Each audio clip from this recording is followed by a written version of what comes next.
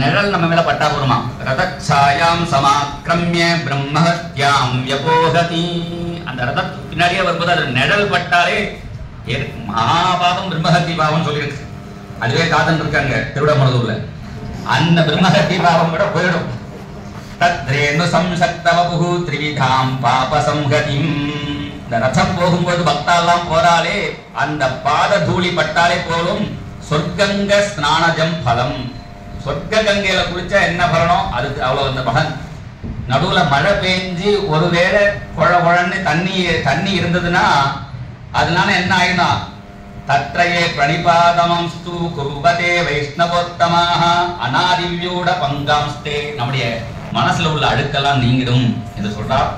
அனுகச்சந்தி கிருஷ்ணம் ஏ யாத்ரா கௌதூகலாரவி. அந்த ரதத்து கூட யாரெல்லாம் போறாளோ அவன் பின்னாடி தேவர்கள்லாம் போறாளாம். சக்ராஹா தேவா சக்கர புரோகமாக. இந்த டயத்துல பகவானுடைய வேதங்கள் புருஷ சூக்தம் சொன்னா விசேஷம், இதிகாச புராணங்கள் ஸ்தோத்திரம் சொந்தமா பண்ணின ஸ்தோத்திரத்தெல்லாம் பாடலாம் என்றெல்லாம் சொல்லி கூட பகவானோட குர்வந்தி வாசுதேவாக்ரே ஜெயசப்தேன வாக்குதிம் ஜெய ஜெகநாத் சுருடேத்தாலே போதுங்கிறா. லயத்தால அனதிக்ஞோபி. லயம் தானம் ஒண்ணு தெரியாது, சும்மா குதிச்சா போதுங்கிறார். நர்த்தனம் குருதேவாபி காயத்யத நரோத்தமஹ வைஷ்ணவோத்தம சம்சர்காத் முக்திம் பிராப்னோத்ய சம்சயஹ. ஆடத்தெரியாட்டாலும் கூடவே நடந்து போனாலே அவனுக்கும் வைகுண்ட பதவி கிடைக்கும். ஜெய கிருஷ்ணா ஜெய கிருஷ்ணா ஜெய கிருஷ்ணே தியோ வதேத் குண்டிச்சா நகரம் யாந்தம் கிருஷ்ணம் பக்தி சமன்விதா. அந்த ரதத்து பக்கத்துல இருந்து யார் பகவானுக்கு புருஷோத்தமனுக்கு வீசுறாலோ அவனுக்கு கந்தர்வர்கள்லாம் வீசுவார்களாம். ரதஸ்த அக்ரஸ்தோயோவி வீஜயேத் புருஷோத்தமம் ச வித்யமானோத்சரோபிஹி கந்தர்வை உபசேவிதா. பகவான் வரும்போது ரதத்துக்கு யார் புஷ்பவிருஷ்டி பண்றாளோ அவளுக்கு என்னென்ன ஆசை உண்டோ அது சுமனசனுக்கு இது புஷ்பத்துக்கு. அதனால கிருஷ்ணஸ்ய புரதோ ஏவை புஷ்பவிருஷ்டிம் பிரகுருவதே தேவை மனோகதான் சர்வான் பிராப்னுவந்தி மனோரதான். ரதத்துக்கு முன்னாடி புஷ்பவிருஷ்டி யார் பண்றாளோ அவளுக்கு மனோரதங்கள்லாம் சபலமாகும். சஹஸ்ரநாமத்தை சொல்லிட்டே பின்னாடி வரலாம் என்று யார் போறாளோ அவா பின்னாடி தேவர்கள்லாம் பின்னாடி வரார்கள்னு ரொம்ப விசேஷமான மகாத்மியத்தை சொல்றார். பெரிய அக்னிஹோத்திரி ஒருத்தர் அவர் என்ன பண்ணினார், பூரி ஜெகநாதத்துக்கு வரார். அவர் ரொம்ப அனுஷ்டானம் வளர்க்கிறார். அவர் பெரிய குடும்பத்தோட வந்திருக்கார் சிஷ்யாரோட. அங்க பூரி ஜெகநாதத்துல பிரசாதம் தான் ரொம்ப முக்கியம். ஜெகநாதே புஞ்சன்னு அங்க ஏகாசி நியமம் கிடையாது. நமக்கு ஏத்த ஊர் பூரி ஜெகநாதன் தான். அங்க ஏகாதசி கிடையாது, அங்க சாப்பிட்டுக்கலாம். அதனால ஏகாதசியை பிடிச்சி தலையில தொங்க விட்டுட்டாராம் பலராமன் அப்படிங்கிற கதை இருக்கு. அதனால அந்த ஊருக்கு வந்தார். அந்த அக்னிஹோத்திரி ரொம்ப அனுஷ்டானம். அவர் சொன்னார், இது பிராகிருதமான அன்னம் தானே நைவேத்தியம் பண்றா, இதை பகவான் சாப்பிடுவாரான்னு. அதுல அவ்வளவு சுத்தம் போராதுன்னு அந்த பிரசாதத்தை வாங்கிக்கல. வாங்கி சாப்பிடாதனால என்ன எடுத்தோ அடுத்த க்ஷணம் அவருக்கு பேச முடியல, உடம்பெல்லாம் வலிக்கிறது. அவருக்கு மாத்திரம் இல்ல, அவர் குடும்பத்துல எல்லாருக்குமே கூட வந்தால் எல்லாருக்கும் உடம்பெல்லாம் கண்ணாபின்னான்னு வலி. இன்னும் என்ன பண்ணினோம் என்ன பண்ணணும் அவருக்கு ரொம்ப வருத்தமா இருக்கு. நான் அனுஷ்டானம் வேதத்துல சொன்னதுக்கு ஜெகநாதா ஓம் வாயில வந்து வேதத்தை அனுஷ்டானம் பண்ணிட்டு இருக்கிற எனக்கு ஏன் கஷ்டம் வந்ததுன்னு அவர் பகவான் பிரார்த்தனை பண்ணி தூங்கி போயிட்டார். காலங்காத்தால சொப்பனம்.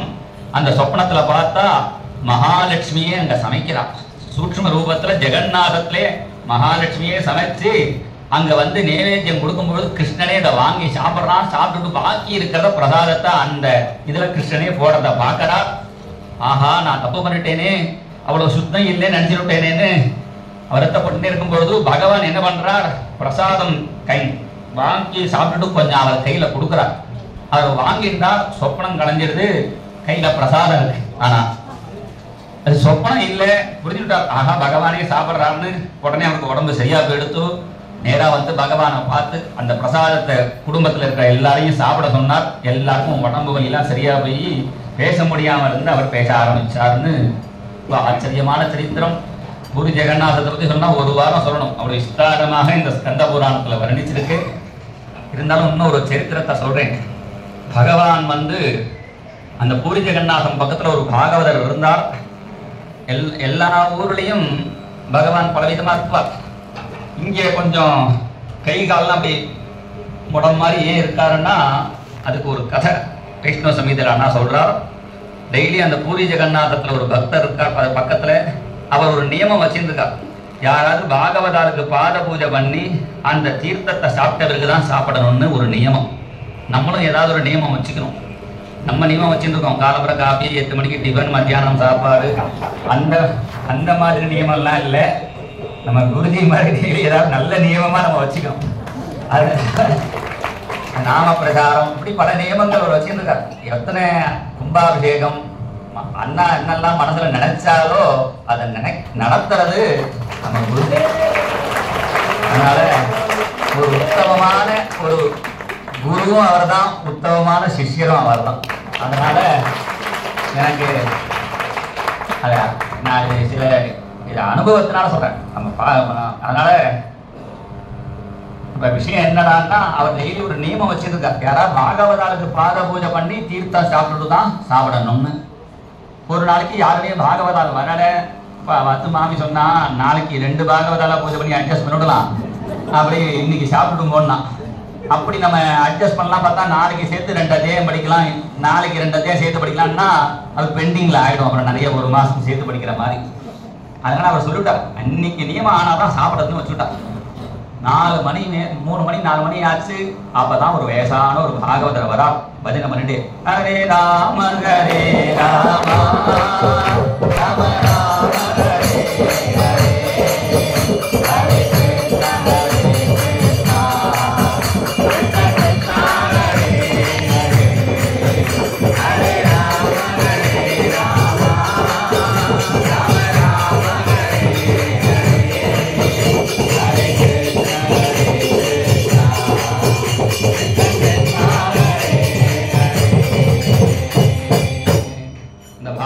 ஹரே நமஸ்காரம் பண்ணி சேர்ல உட்காந்து வச்சு பாத பூஜை பண்ணலாம்னு பார்த்தா மாலையெல்லாம் போட்டுருக்கார், திருமணம்லாம் இருக்கார், காலு குஷ்டரோகமா அழுகி சொட்டுறது. அவத்து மாமி தான் ஜலம் விடுறா. ஜலம் விடும்போதே காதா சொன்னா, இன்னைக்கு குடிக்க வேண்டாம், புரோட்சணம் பண்ணியிருந்தா போகும் அப்படின்னா. அவர் பாத பூஜை பண்ணிட்டு எனக்கு யாருமே பாகவதால கிடைக்காத சமயத்துல வந்திருக்காருன்னு அவத்து மாமி கூட அண்ணன் பக்கம் போயிட்டான். இவர் அப்படியே இந்த ஜலத்தை பாத தீர்த்தம் பாத பூஜை பண்ணி அந்த தீர்த்தத்தை குடிச்சிட்டு பார்க்கறா. சேரல சதுர்புஜ சங்கசக்கர கதாவத்ம ஆரியா ஜெகநாதன் பிரத்யட்சம் ஆயிட்டார். உடனே நமஸ்காரம் பண்ணினார். நீ நியமத்தோட இருக்கியேப்பா, அதுக்காக தான் டெஸ்ட் பண்ண வந்தேன்னு. அதனால பகவான் எந்த ரூபத்திலையும், குஷ்டரோகி ரூபத்திலையும் பகவான் வருவான் என்கிறதுக்கு ஒரு நிதர்சனம். இன்னொரு சரித்திரம் அண்ணா சொல்லுவா, அதையும் ஒரு சுருக்கமா சொல்லிடுறேன். ஒரு பிராமணனுக்கு பக்தினா பிரேமனா என்னன்னு கேட்கணும், பக்தினா என்னன்னு தெரியணும். அதனால தபஸ் பண்ணி வியாசரை பார்த்தா, நீங்க சொல்லுங்கன்னு. நான் பிரம்மசூத்திரம் தான் எழுதியிருக்கேன். என் சிஷ்யன் ஜெய்மனி கர்மசூத்திரம் மீமாம்சா சூத்திரம் எழுதியிருக்கார். பக்தி சூத்திரம் நாரதர் எழுதியிருக்கார். நாரதரை போய் கேளு.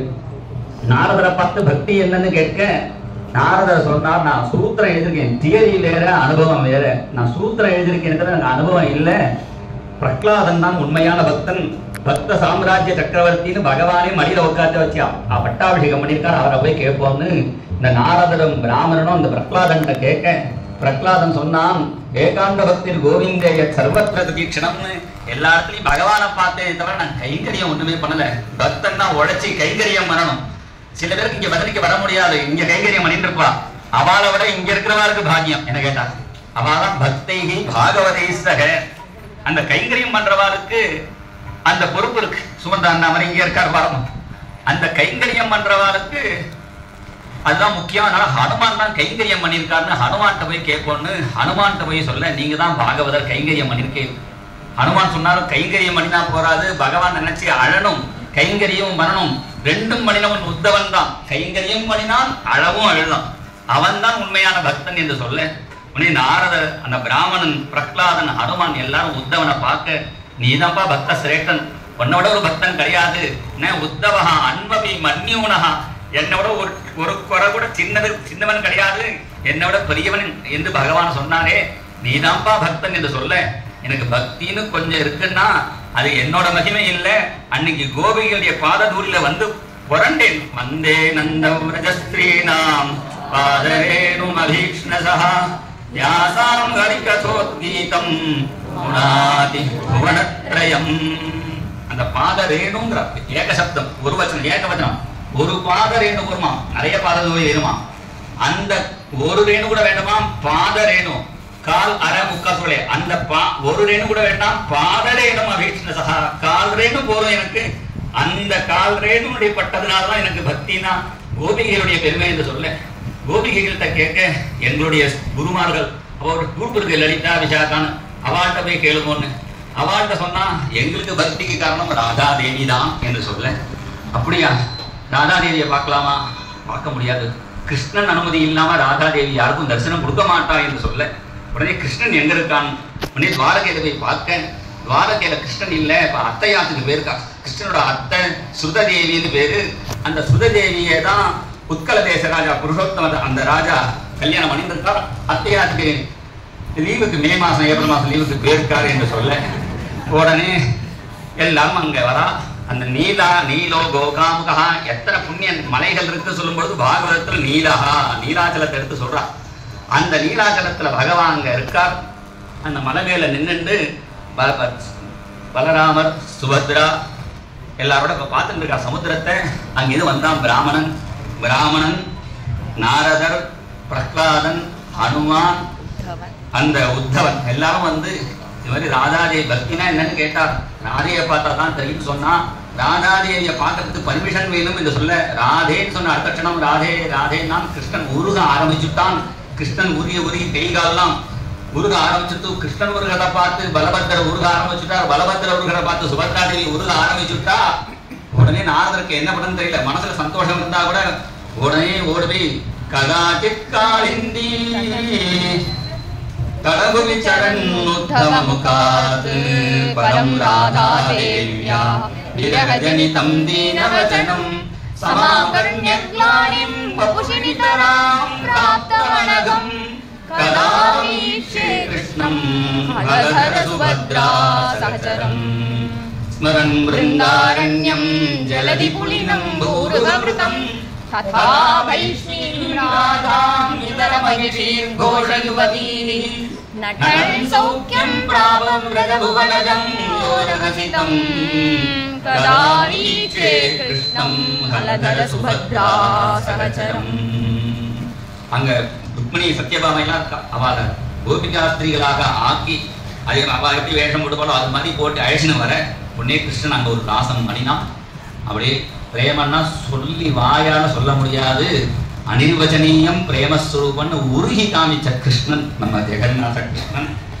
அது ஜெகநாதன் பெரிய நம்ம குரு கிருபையினால எல்லாம் கிடைக்கும்னால கோவிந்தபுரத்துல இருக்கிறதுனால இங்கே ஜெகநாதர், இங்கே பாண்டுரங்கன், இங்கே சுவாமி ஆனந்த சுவாமிகள், இங்கே எல்லாரும் இங்கே இருக்கான்.